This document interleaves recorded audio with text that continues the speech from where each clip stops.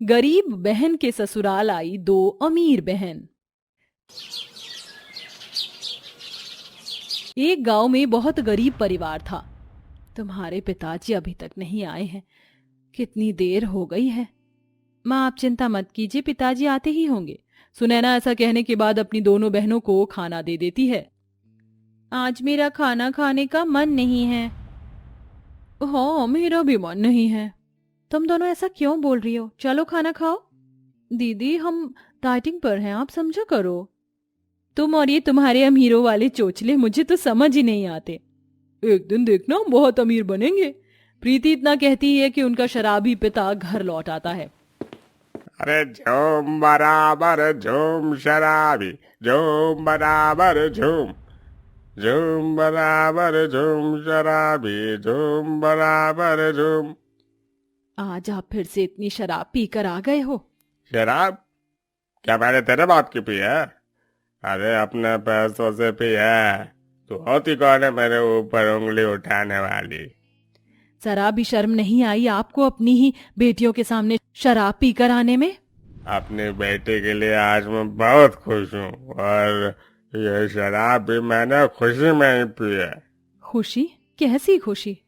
मैंने अपनी बेटी का रिश्ता पक्का कर दिया है। वो उस घर में बहुत खुश रहेगी।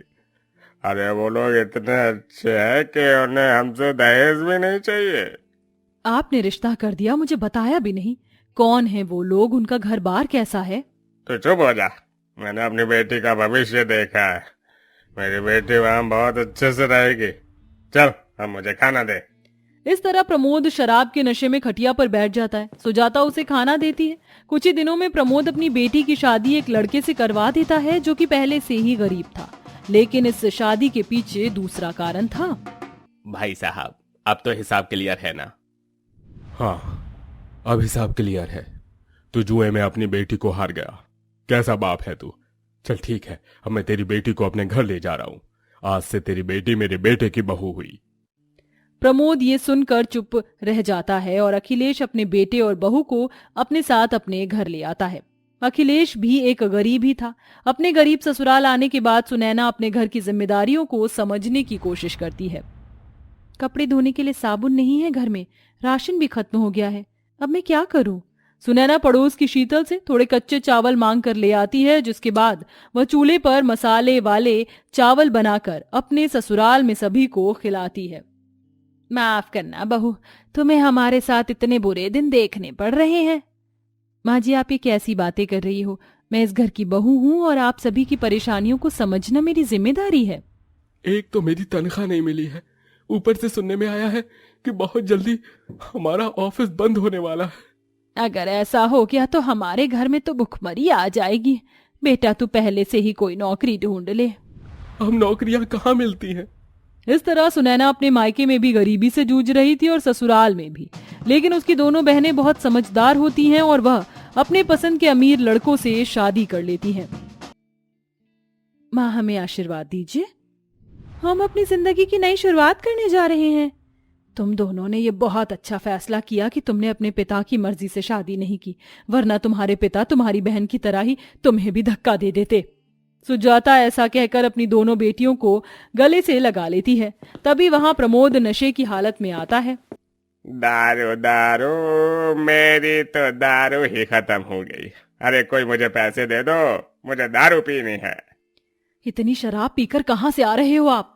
दारू क्या मैंने तेरे बाप की पी है? तुझे कितनी बार कहा है कि मुझे दारू के लिए मत टोका कर, लेकिन तू मानती नहीं है। पिताजी, कम से कम आज के दिन तो शराब को हाथ ना लगाते।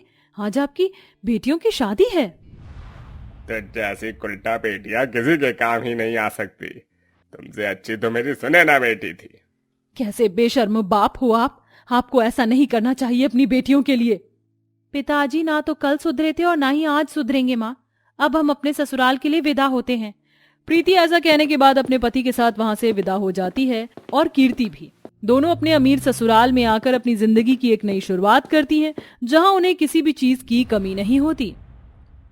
काफी दिन हो गए हैं और हमने पार्टी भी नहीं की। एक काम करती हूँ, आज मैं अपने घर पर पार्टी ही रख लेती हूँ।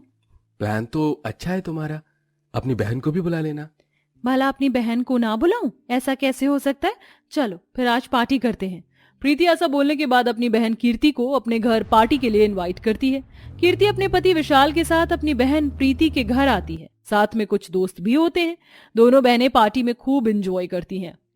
मेरा कुछ पीने का मन कर रहा है, प्लीज कुछ मंगवा लो। रुको, मैं अभी वेटर को आवाज लगाती हूँ। हेलो वेटर, जरा इधर आना। कीर्ति जैसे ही वेटर को आवाज लगाकर अपने पास बुलाती है, वो और कोई नहीं बल्कि उनकी बड़ी बहन सुनैना का पति होता है। अरे जीजा जी, आप यहाँ? आप हमारे घर में वेटर की जॉब के लिए आए हो? हाँ, दरअसल मैं जिस कंपनी में काम कर रहा था वहां से मेरी नौकरी छूट गई और फिर कल तुम्हारी बहन का जन्मदिन है, मुझे उसका बर्थडे मनाना था, बस इसीलिए। ये कहकर रोहित वहां से चला जाता है और उसे अब वहां काम करने में इतनी शर्म आ रही थी कि वो उसी वक्त अपने पैसे लिए बिना ही काम को छोड़कर वापस घर लौट आता है। अजी, आप इतनी जल्दी आ गए? आप तो रात के 2 बजे आने वाले थे, अभी तो 11 बजे हैं। हाँ, बस ऐसे ही काम खत्म हो गया था। तुम अभी तक सोई नहीं क्या? नींद ही नहीं आ रही थी और फिर जब तक आप आ नहीं जाते हो मुझे नींद कहाँ आती है। माँ बाबूजी ने खाना खाया था? हाँ, खा लिया था। और तुमने? मैंने भी। तुम झूठ नहीं बोल पाती हो, मुझे पता है तुमने नहीं खाया ताकि तुम माँ बाबूजी को पेट भर कर खिला सको। मैं बहुत गरीब हूँ, तुम्हारी जरूरत है तो बहुत दूर, तुम्हें 2 वक्त का खाना भी सही से नहीं खिला पा रहा। परेशान मत होइए, एक दिन सब कुछ ठीक हो जाएगा।